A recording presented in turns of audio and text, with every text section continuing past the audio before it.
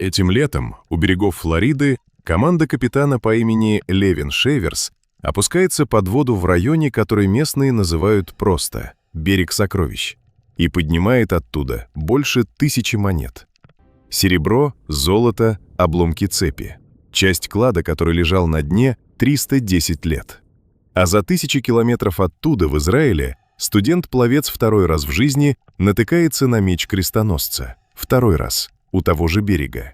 Это не выдумка и не подгон под красивую цифру. Это 2 случая из 15, которые мы собрали за последний год по всему миру. Места, где земля и море до сих пор отдают то, что прятали столетиями. От римских легионеров до испанских галеонов. Сегодня самые громкие находки металлоискателям 2025 и 2026 года. Суммы, личные истории и пара вещей, в которые сложно поверить, даже когда держишь доказательства в руках. Поехали! 31 июля 1715 года из Гаваны вышли 11 испанских кораблей. На борту золото, серебро, изумруды и жемчуг 3 континентов, добыча из рудников Мексики, Перу и Боливии, которую везли в Кадис в казну испанской короны.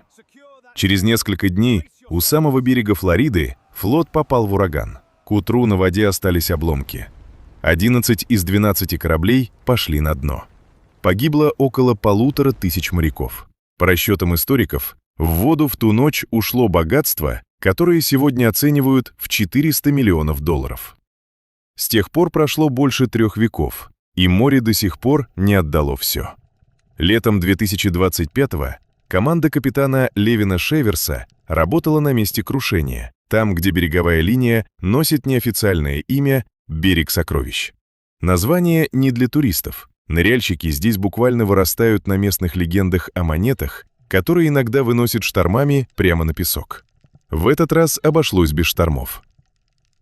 Команда поднимала со дна слой за слоем, и в какой-то момент пошли монеты. Больше 1000 серебряных реалов, так называемых кусков по 8, легендарной валюты пиратских историй. Плюс 5 золотых эскуда и фрагмент золотой цепи. Состояние монет удивило даже специалистов компании. Большинство в очень хорошей сохранности, с читаемыми датами и метками монетных дворов. Это значит, что монеты, скорее всего, лежали одним грузом, в одном сундуке или одной партии, которая высыпалась, когда корабль разламывался в шторме. Оценка находки – около $1 миллиона. И вот деталь, которая обычно вызывает у людей «ого». Знакомый всем знак доллара происходит именно от этих монет. От испанского сокращения «peso de ocho» – «peso в 8», которое чеканщики ставили на серебряных реалах. Тот самый значок, который сегодня стоит перед каждой ценой в долларах, родился на монетах, что 3 века пролежали на дне у берегов Флориды. У этой истории есть и темная сторона. Годом раньше, в 2024-м, власти штата поймали человека, который воровал монеты с того же места крушения. Он оказался родственником одного из подрядчиков, работавших на раскопках. Часть украденного вернули через суд. По закону Флориды, все, что поднимают со дна государственных вод, принадлежит штату. Но команда, которая официально занимается раскопками, имеет право на собственную долю находок. Остальное, а это около 20% всех артефактов, государство оставляет себе для музеев и научных коллекций. Каждый год команда возвращается на одно и то же место. И каждый год что-то новое. Потому что, как говорят сами ныряльщики, лежать там может все, что угодно. И 310 лет — это не предел.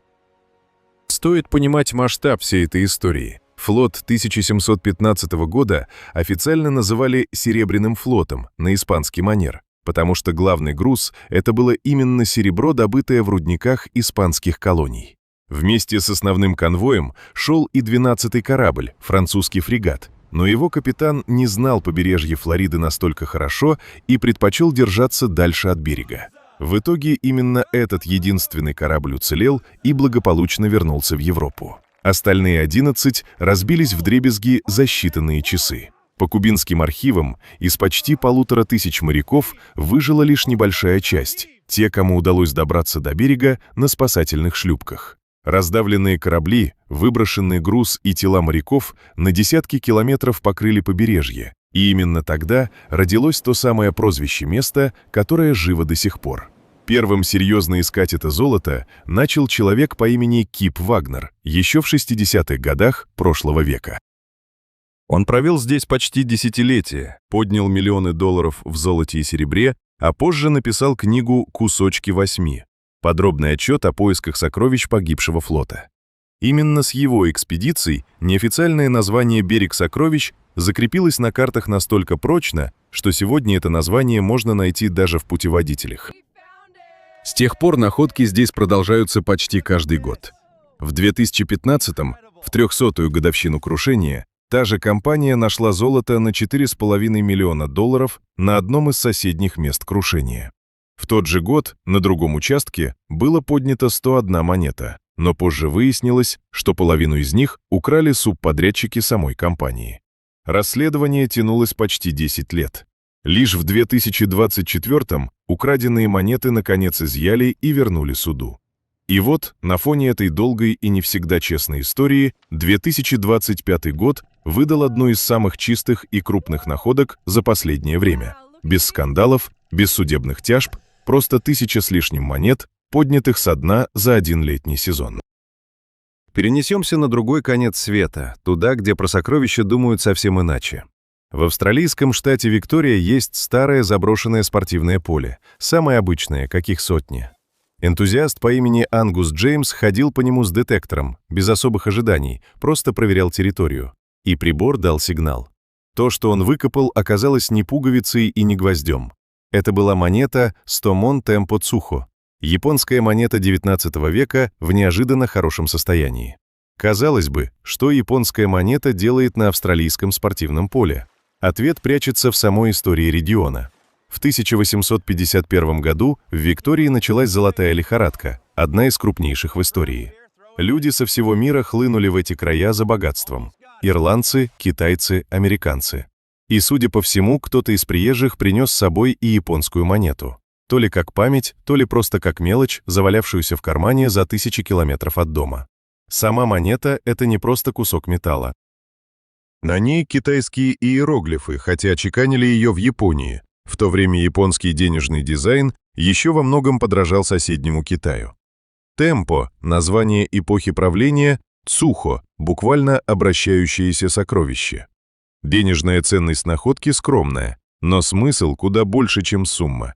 Это крошечный осколок того, как золотая лихорадка свела в одной точке людей со всей планеты, и как через 1,5 века после этого один заброшенный газон вдруг выдал кусочек чужой далекой истории. Сам Джеймс выложил находку в соцсети с подписью «Никогда не знаешь, что найдешь следующим». И в этом, наверное, вся суть металлопоиска. Каждый сигнал может оказаться чем угодно. В Британии, в графстве Ланкашир, есть привычка, которую местные детектористы воспринимают как часть жизни – спросить у фермера разрешение походить с прибором по полю и иногда получить в подарок кусок чужой биографии 3-вековой давности. Аманда Паркер занимается этим хобби не первый год. Ее к этому привела дочь со своим партнером, оба опытные детектористы. В августе 25-го она вышла на поле в местечке Катфорд под Престоном. Сигнал был слабым. На глубине около 20 сантиметров показался блеск, и первая мысль была обычное обручальное кольцо, потерянное кем-то лет 10 назад. Она просидела рядом с ямкой минут 15, просто сидела и смотрела на находку, не в силах поверить. И рассказать об этом было некому, она была одна в поле. Это оказалось не обручальное кольцо. Это был перстень в стиле «Помни о смерти», золотое траурное украшение с гравировкой, посвященный человеку по имени доктор Ричард Басби. Дома она нашла информацию об этом имени и была поражена. Ричард Басби, 55 лет, руководил Вестминстерской школой в Лондоне, одной из старейших и самых престижных школ Британии. Это абсолютный рекорд для директора школы того времени, и современники называли его самым влиятельным педагогом своей эпохи. Через его руки прошли поколения учеников, которые позже определяли политику, литературу и науку страны. Басби умер в 1695 году. Перстень, судя по всему, был сделан в его память. Традиция той эпохи – дарить близким и ученикам траурные украшения с именем покойного как способ сохранить о нем память. Кольцо прошло официальную британскую процедуру признания находки культурным наследием и было возвращено находчице в декабре 2025 года. Узнав об этом, Паркер сама связалась с Вестминстерской школой. Оказалось, что в их собственной коллекции такого перстня нет вообще. На аукционе у дома Нунанс перстень должны выставить на продажу с оценкой около 3000 фунтов. Сумма скромная для топа таких историй, но ценность здесь не в металле, а в том, что один маленький золотой ободок неожиданно вернул в обиход имя человека, без которого современная Британия выглядела бы иначе. Сама традиция «помни о смерти» — это отдельная глава в истории европейской культуры. В XVII веке на фоне постоянных эпидемий и высокой смертности было обычной практикой заказывать партию траурных перстней сразу после смерти важного человека и раздавать их близким, друзьям и бывшим ученикам как напоминание о хрупкости жизни и одновременно как способ сохранить память о покойном. Чем влиятельнее был умерший, тем шире расходились такие перстни. Иногда их заказывали десятками сразу. Учитывая, что через руки Басби за 55 лет прошли тысячи учеников Вестминстерской школы, вполне логично, что подобных колец в свое время могло быть изготовлено множество. Среди этих учеников впоследствии оказались будущие политики, поэты и ученые, определявшие лицо страны на десятилетия вперед. Просто до этого момента ни одно из колец не всплывало на поверхность за последние столетия. И что особенно интересно, даже сама школа, прямой наследник дела Басби, не имела в своей коллекции ни одного образца. Получилось, что обычное поле в Ланкашире сохранило то, что не сохранил даже сам институт, основанный покойным. Перед тем, как пойдем дальше, один вопрос, который стоит задать. Почему именно сейчас, в 2025 и 2026, мы видим столько подобных историй? Тут совпало сразу несколько вещей. Во-первых, цена золота. К концу 2025-го она пробила отметку $4500 за унцию, и аналитики ждут дальнейшего роста. Когда золото растет в цене, растет и интерес к нему, а значит, растет число людей, которые берут в руки детектор, надеясь хоть что-то найти. Во-вторых, сами приборы стали доступнее и точнее. То, что раньше требовало дорогого профессионального оборудования, сегодня можно купить за несколько сотен долларов и при должном везении найти самородок на десятки тысяч. В-третьих, в Австралии, например, спрос на разрешение для поиска золота, так называемое разрешение на добычу золота, достиг исторического максимума. Почти 16 тысяч разрешений за один год против 11 тысяч годом ранее. И, наконец, страны с прозрачной системой учета находок, такие как Британия, публикуют каждую находку через официальную программу учета артефактов. Это не значит, что в других странах находок меньше. Это значит, что про них просто не всегда узнает мир. Есть и еще одна цифра, которая многое объясняет. Сам рынок металлоискателей в США оценивался в $724 миллиона еще в 2022 году, и по прогнозам должен вырасти до $1,2 миллиарда к 2028. На фоне такого роста неудивительно, что и число серьезных находок растет по экспоненте. Чем больше людей выходит в поля и на пляжи, тем выше шанс, что кто-то наткнется на нечто действительно значимое. Так что заметная часть видео сегодня — это не случайность, а тренд. Идем дальше. На восточном берегу Галилейского моря, там, где когда-то стоял греческий город Гиппос, на иврите его называют Сусита, уже 26 лет идут раскопки команды Хайфского университета. 26 лет. И все это время команда находила обычный набор археологии — фундаменты, керамику, монеты по 1-2. До конца июля 2025 года, когда все изменилось в один момент. Дело было так. Волонтер по имени Эдди Липсман, он отвечал за работу с металлоискателем в команде, проходил рядом с крупным камнем между двумя древними стенами.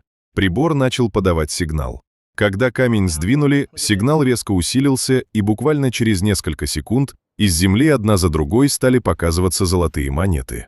Прибор словно с ума сошел. Я не мог поверить, золотые монеты выходили одна за другой, рассказывал потом сам Липсман.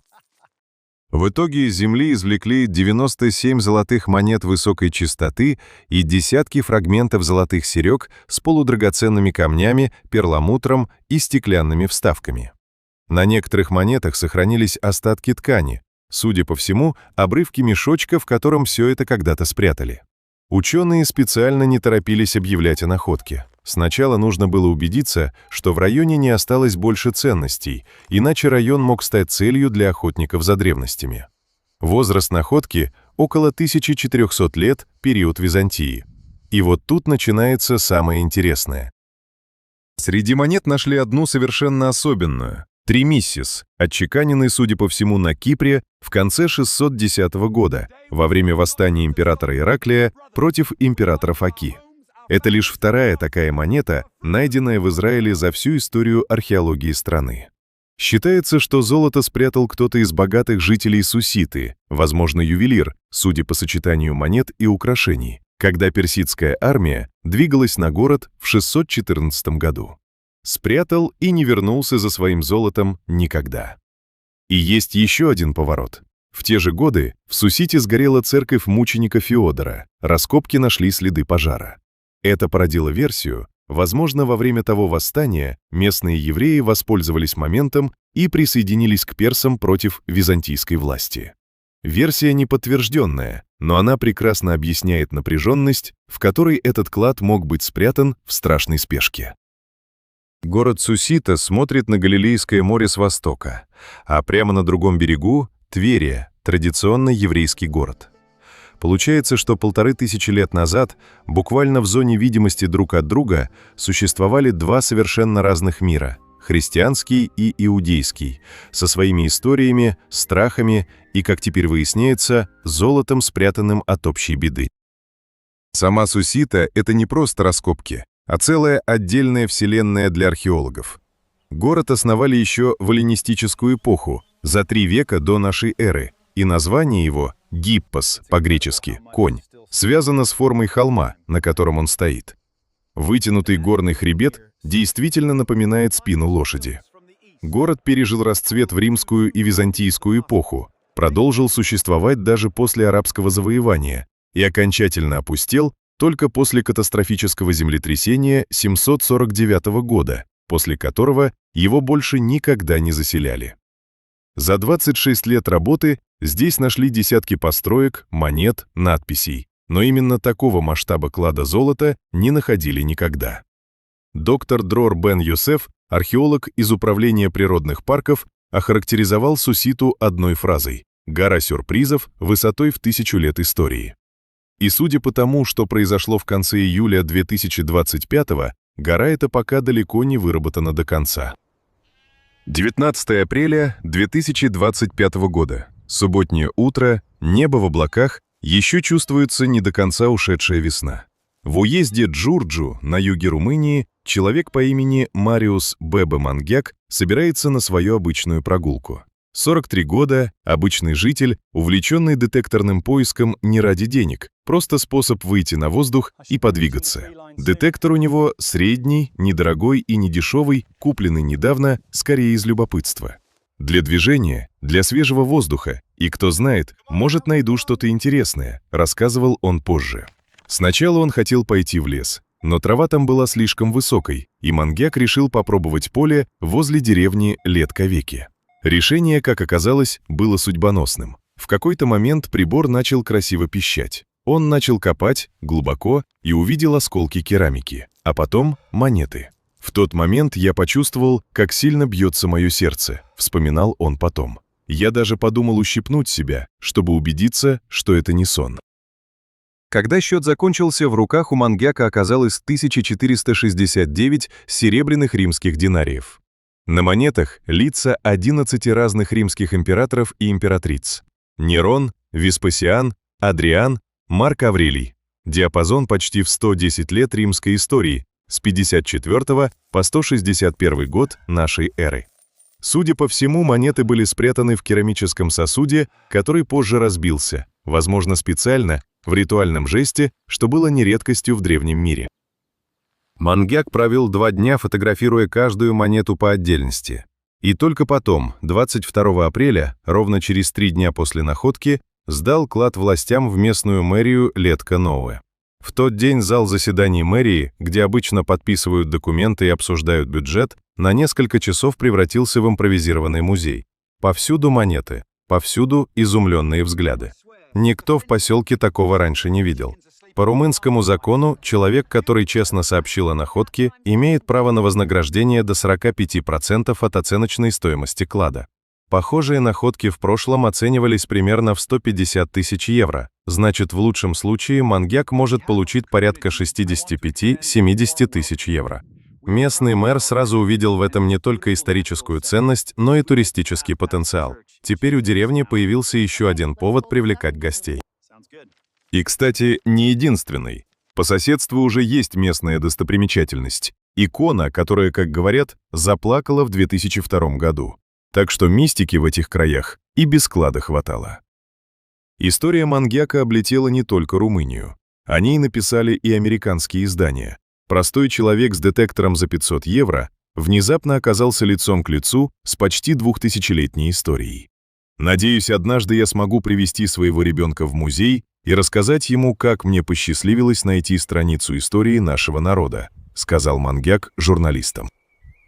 И что важно, он был не один такой в Румынии в тот год. Всего за несколько недель до этого в Трансильвании два других детектириста нашли похожий клад дакийской эпохи. Серебряные артефакты культуры, которая безуспешно воевала с Римской империей во II веке. Два совершенно отдельных клада за пару недель. Будто румынская земля в этом сезоне решила разом отдать все, что копила тысячелетиями. Стоит сказать пару слов и про сами монеты. Динарий – это базовая серебряная монета Римской империи, на которую солдат мог жить целый день, а то и больше. То, что в одном горшке оказались монеты сразу 11 правителей, от Нерона до Марка Аврелия, означает, что клад собирали и пополняли не один год и не одно десятилетие, а, скорее всего, несколько поколений одной семьи или одного зажиточного хозяйства. Это была не разовая выручка, а настоящая сберегательная книжка римской эпохи, в которую закладывали серебро по мере его поступления. Археологи также отмечают любопытную деталь о месте находки. Уезд Джурджу и его окрестности – это не случайный участок карты. 2 годами ранее в той же местности нашли захоронение гетского воина с остатками кремации, а еще раньше, в 1985-м, рядом с Летковеке, официально зарегистрировали археологический памятник площадью 2 гектара. То есть земля здесь уже не первый раз доказывает. Под современными полями скрывается слоистая многовековая история. От гетов и даков до римских легионеров, от которых, видимо, и остался зарытый клад серебра. Если есть страна, которая в последний год соревнуется сама с собой по числу находок, это Польша. Начнем с городка Бохня в Малопольском воеводстве. Здесь работает целое объединение увлеченных поиском людей – Бохинское общество искателей статер. Больше 50 человек, которые занимаются этим не подпольно, а в плотном сотрудничестве с архивами и службой охраны памятников. 2 участников объединения, Войцех Будзин и Марик Будзин, наткнулись в лесу на керамический сосуд, до краев заполненный монетами. По предварительной оценке, около 100 штук, возраст – порядка 600 лет. Из горшка выпали 3 отдельные монеты, которые сразу удалось определить. Динарий короля Казимира Егелончика, сына знаменитого Владислава Егела. Находку не стали трогать целиком. Сосуд законсервировали в том виде, в котором он лежал, не вынимая содержимое, чтобы передать специалистам для исследования по всем правилам. Что лежит на самом дне горшка, пока загадка даже для самих находчиков. «Бохня дождалась своего настоящего клада, и это только начало», написал один из участников находки. А буквально через 2 месяца, в начале июня, в другом конце страны, под Калишем, история повторилась почти зеркально. Хуберт Писецкий, заместитель председателя местного общества искателей следов истории Динар Калиш, обнаружил всего в 30 сантиметрах под землей еще один глиняный сосуд с монетами. Этот клад оказался куда древнее, рубеж XI и XII веков. Рядом с сосудом нашли 7 отдельных серебряных монет и обломок серебряной лепешки, слитка. Среди монет – крестовые динарии нескольких типов, английский динарий короля Гарольда I, который правил с 1035 по 1040 год, и монеты императора Конрада II Солического. Сам сосуд весит больше 1800 граммов, а это значит, что внутри, по предварительным прикидкам, может быть от нескольких сотен до 1000 фрагментов монет. Что объединяет обе находки, помимо самой Польши? То, что обе сделаны не случайными людьми с детектором, а организованными группами, которые работают официально с разрешениями местных служб охраны памятников.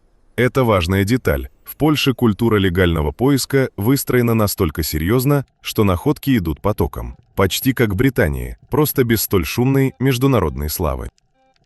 Иногда находка маленькая по размеру, но огромная по редкости. Ноябрь 2025 года. Британский ныряльщик Марк Пирс работает с подводным детектором на одном из известных мест погружения у берегов Англии. Сигнал не самый громкий, но достаточный, чтобы остановиться и копнуть.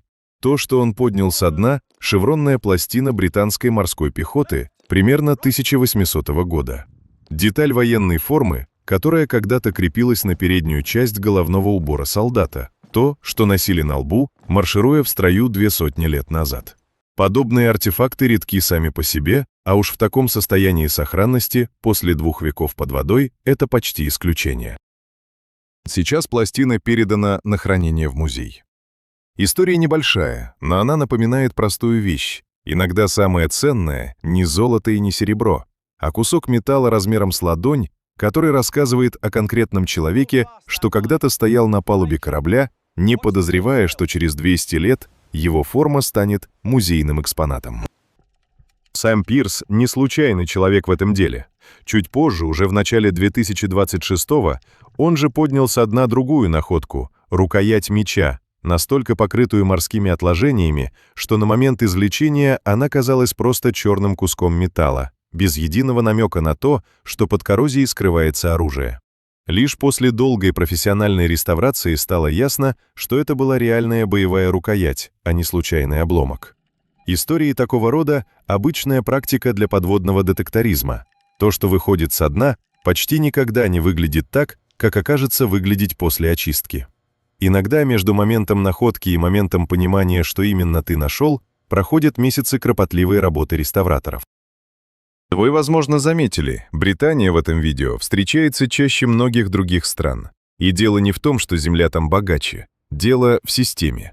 В 1996 году в Англии и Уэльсе приняли так называемый закон о кладах. Если человек находит что-то, что подходит под определение клада, золото, серебро, монеты определенного возраста, он обязан сообщить об этом местному офицеру по учету находок.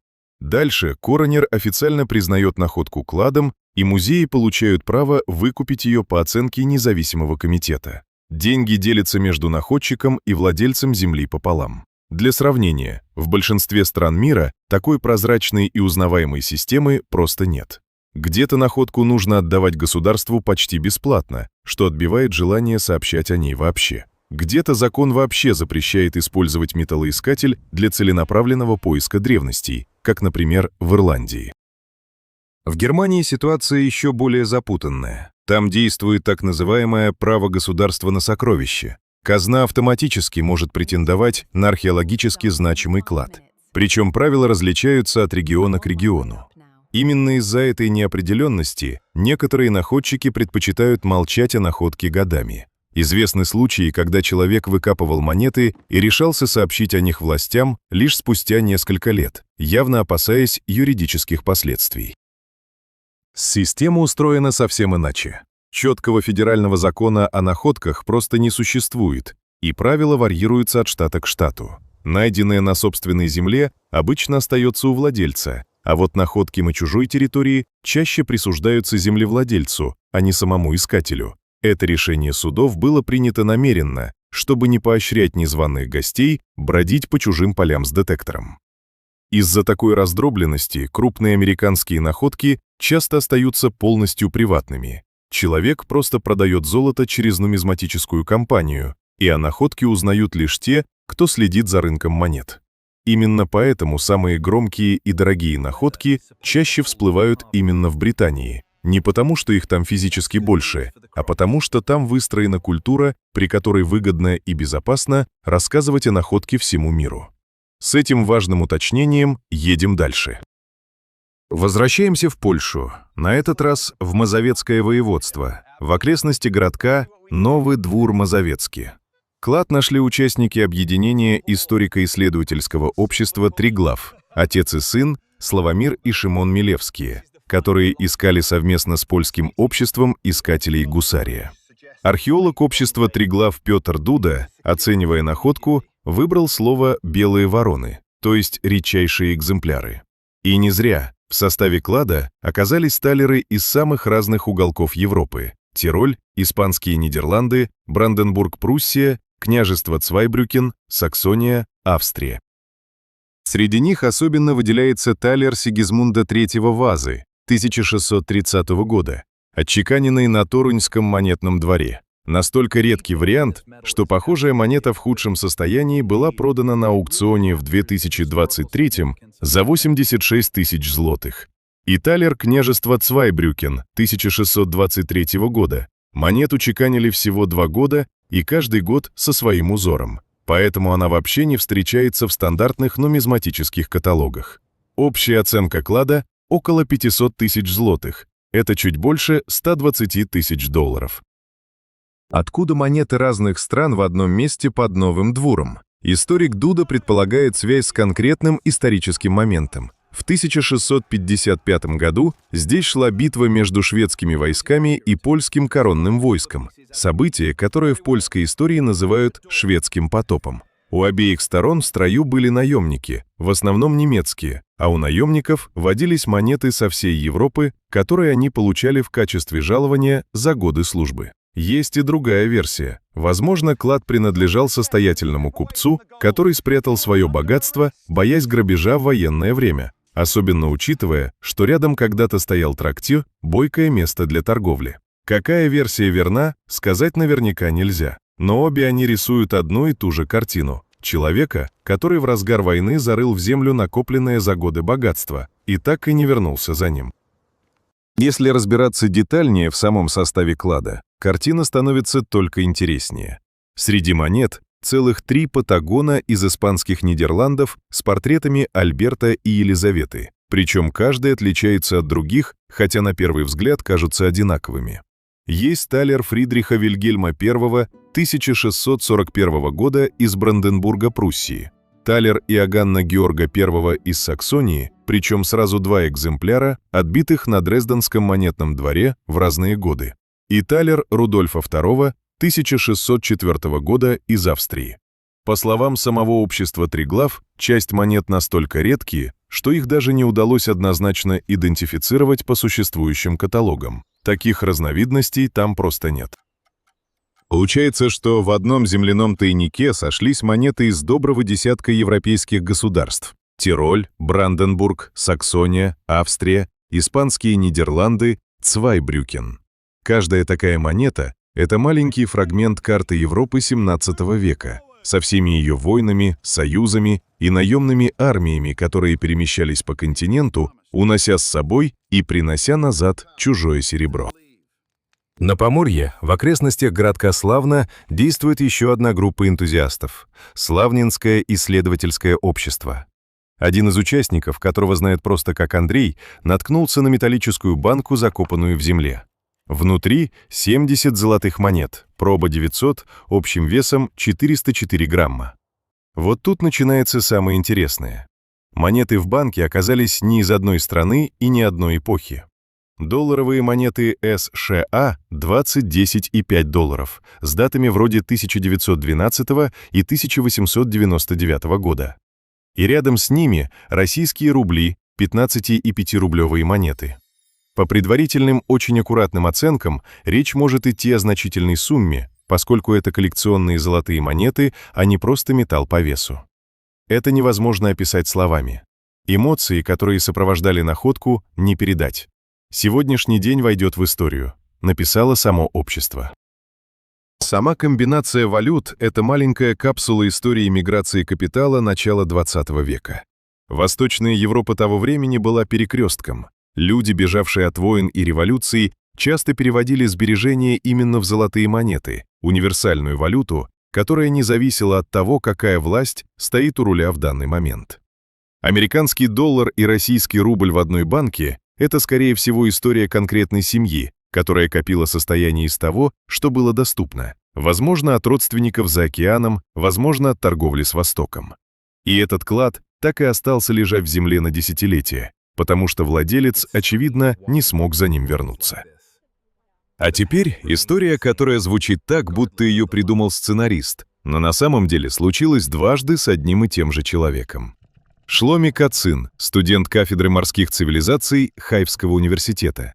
В 21 году он плавал у пляжа Кармель, искал осьминога просто для интереса понаблюдать. Осьминога он не нашел, зато увидел что-то блестящее на дне, и это оказался меч крестоносца, возраст которого оценили в 900 лет. Специалисты тогда назвали находку самым совершенным мечом такого типа, найденным в стране. Мечи такой сохранности обычно не доживают до наших дней.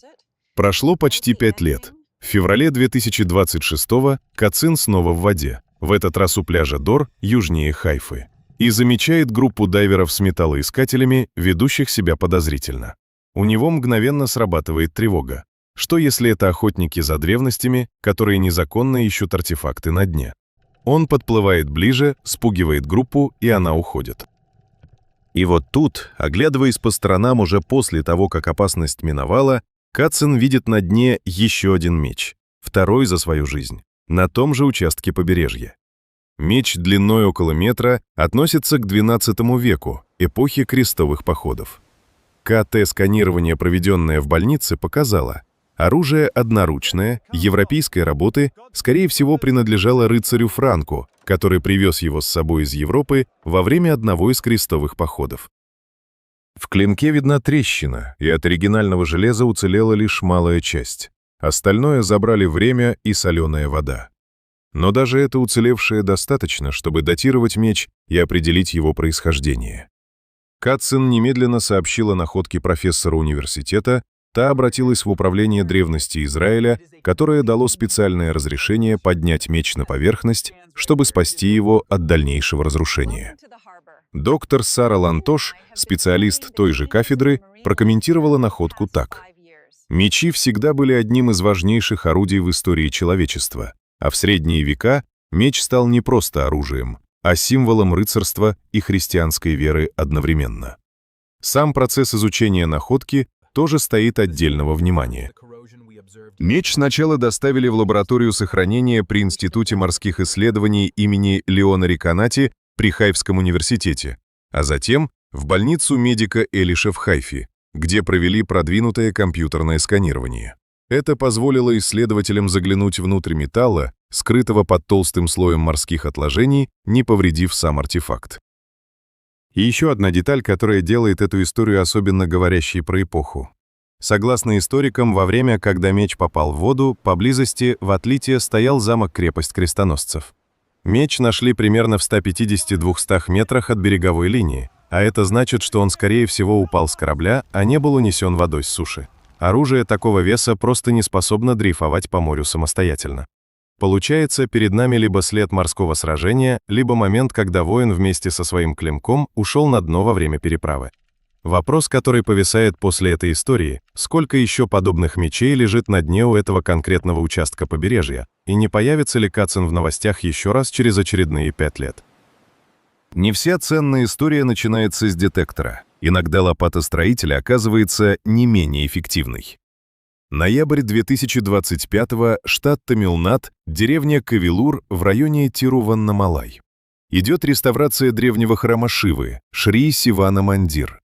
Работы ведутся внутри святилища, в самом сердце храма. Рабочие, расширяя фундамент святилища, натыкаются на запечатанный глиняный горшок. Открывают и видят аккуратно уложенные друг на друга золотые монеты, удивительно сохранившиеся для своего возраста. Всего 103 монеты. Местная полиция быстро подтвердила, храм построен во времена правления царя Раджараджи Чолана III, правившего между 1216 и 1246 годами. Эта эпоха империи Чола – одной из самых могущественных держав средневековой Южной Индии. Хотя есть и другая версия датировки, некоторые специалисты считают, что монеты могут относиться уже к переходному периоду между угасающей династией Чола и приходящей ей на смену Панди. Историки объясняют логику находки тем, что в ту эпоху храмы были не только духовными, но и экономическими центрами.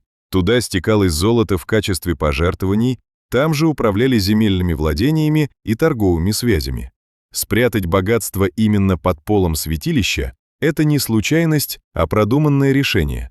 Храм считался самым защищенным и неприкосновенным местом в округе.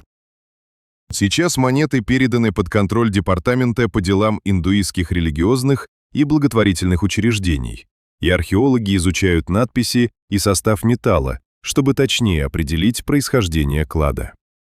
Для жителей деревни Кавелур находка стала настоящим событием. Местные историки и просто любопытствующие потянулись к храму, чтобы взглянуть хотя бы на фотографии золота, пролежавшего под их ногами по меньшей мере 6 веков. Стоит понимать, насколько значимой была сама эпоха Чола для истории Южной Индии. Эта династия в период своего расцвета, между X и XII веками, контролировала не только материковую часть полуострова, но и протянула влияние далеко за ее пределы, вплоть до Шри-Ланки и островов Юго-Восточной Азии. Это была эпоха морской торговли, сложных ирригационных систем и грандиозного храмового строительства. Именно тогда были возведены некоторые из самых известных храмовых комплексов региона. Золото в подобную эпоху не просто лежало в сундуках. Через храмы проходили огромные потоки пожертвований от купцов и землевладельцев. Сами храмы выступали в роли своеобразных банков, задолго до появления европейской банковской системы. Туда вкладывали драгоценности, оттуда выдавали займы на торговые экспедиции. Там же хранили общинные резервы на случай неурожая или войны. Именно поэтому находка золота именно под полом святилища – это не случайная заначка, а часть куда более сложной экономической системы, которую сейчас приходится восстанавливать по крупицам, по тем самым 103 монетам, что внезапно вышли на свет после 8 столетий молчания. Что не вошло в этот топ? Прежде чем перейти к финалу, короткая ремарка о том, чего вы здесь не увидите, хотя могли бы ожидать. Мы специально не включили в этот список несколько известных находок последних лет, которые до сих пор гуляют по интернету. Британский Чувели Хорт на $5,5 миллионов или клад Железного века Мелсонби с разрубленными колесницами. Это феноменальные находки, но сами они были выкопаны из земли несколько лет назад, а просто получили новую волну внимания в 2025, когда музеи наконец их выкупили или открыли выставки. Мы решили держаться правила. В этом видео только то, что в буквальном смысле вышло из-под земли или воды именно сейчас, в 2025 и 2026. Каждый раз говорят, это находка года, а на деле находки уже лет 5. Мы подумали, что вам будет интереснее увидеть именно свежий урожай, то, что искатели держали в руках буквально на днях, а не воспоминания о прошлом сезоне. Возвращаемся к нашим 15. Иногда удача приходит к тем, кто опаздывает. Май 2025-го. В Шропширских холмах проходит организованный сбор детектористов. Десятки людей с приборами на одном поле. Ричард Брок, 67-летний бывший оператор камеры из Сомерсета, приезжает на час позже всех. «Я был уверен, что все уже пропустил», — рассказывал он потом. Первые находки — пара ржавых палаточных штырей. Не самое впечатляющее начало. И вдобавок, его детектор работал не на полную мощность, был частично сломан. «Машина, которую я использовал, была почти кокнутая, работала в половину», — вспоминал Брок.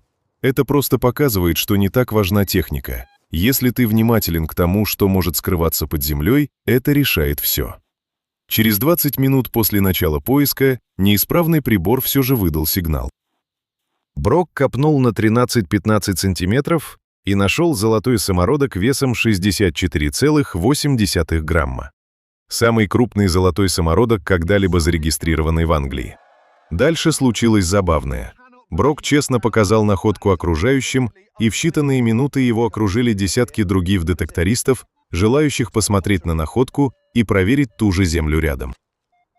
Я был, возможно, слишком честным человеком, начал показывать всем, и тут же вокруг меня собралась толпа других искателей, сканирующих ту же область, смеялся он. Я не мог искать дальше что-либо еще, потому что меня окружили землевладелец, организатор сбора и все остальные участники, желающие взглянуть на этот самородок. Самородок назвали «самородок Хира».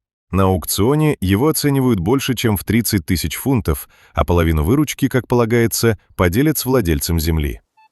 История Брока – хороший повод вспомнить простую вещь. Для самой громкой находки иногда нужен не самый дорогой прибор, а простое внимание и немного удачливого опоздания. Сами Шропширские холмы редко упоминают в одном ряду с золотыми самородками. Обычно про такие истории говорят применительно к Австралии или Калифорнии, где целые регионы исторически известны как золотоносные. Поэтому появление самородка такого размера именно в Англии само по себе нетипично. Большинство британских находок – это монеты и украшения, а не самородное золото в чистом виде.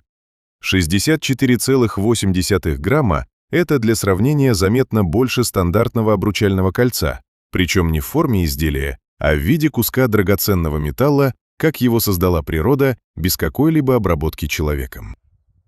Вернемся в Румынию, но на этот раз отправимся на 1,5 тысячелетия дальше в прошлое, чем Дакийский клад, о котором мы говорили раньше. В округе Клуж, в центральной части страны, детекторист натолкнулся на находку, которая удивила даже опытных археологов. 121 золотой предмет, возраст которых оценивают между 1400 и 1200 годом до нашей эры, глубокий бронзовый век. Большая часть найденного – округлые золотые изделия, предположительно серьги.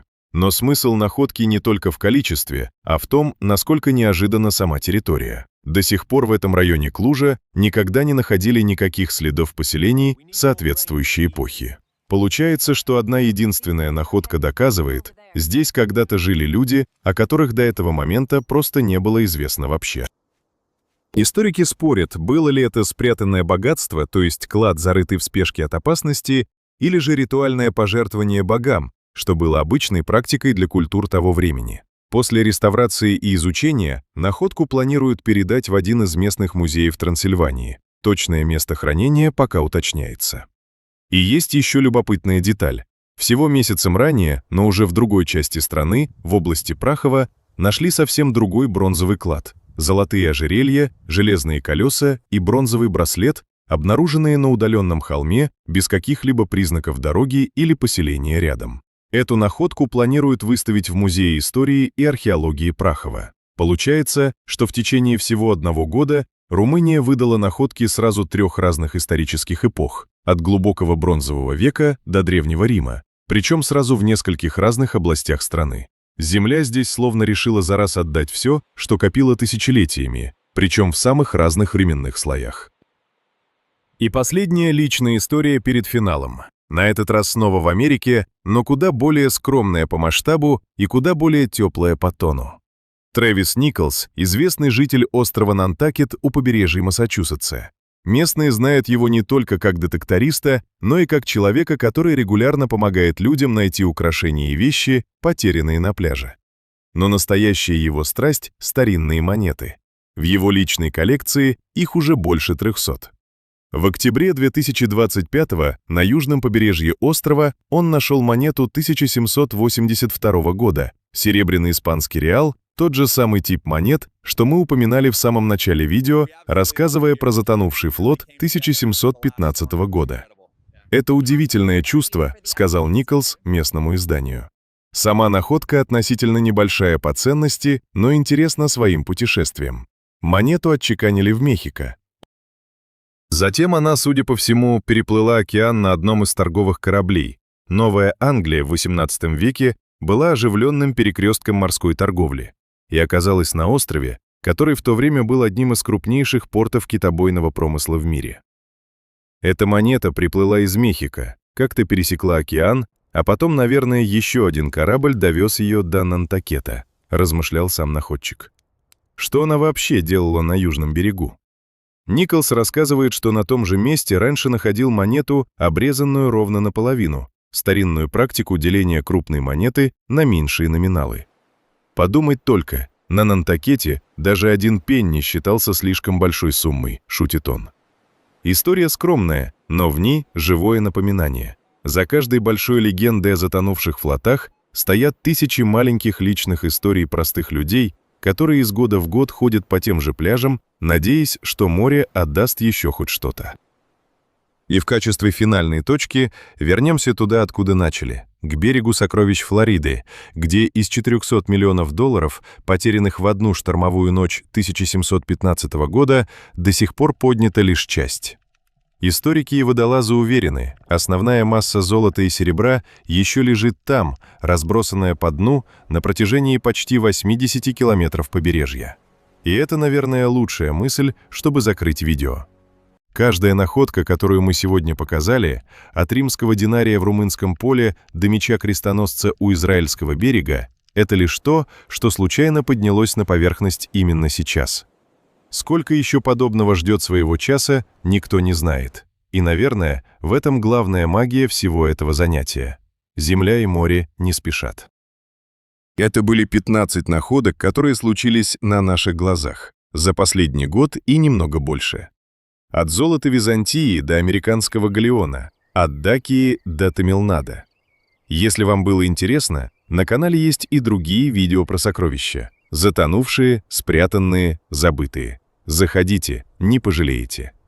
А пока, как думаете, что еще прячет Земля прямо сейчас, в эту самую минуту, где-нибудь под чьими-то ногами? Пишите в комментариях, какая из 15 историй удивила вас больше всего. Спасибо, что были с нами. До следующей находки.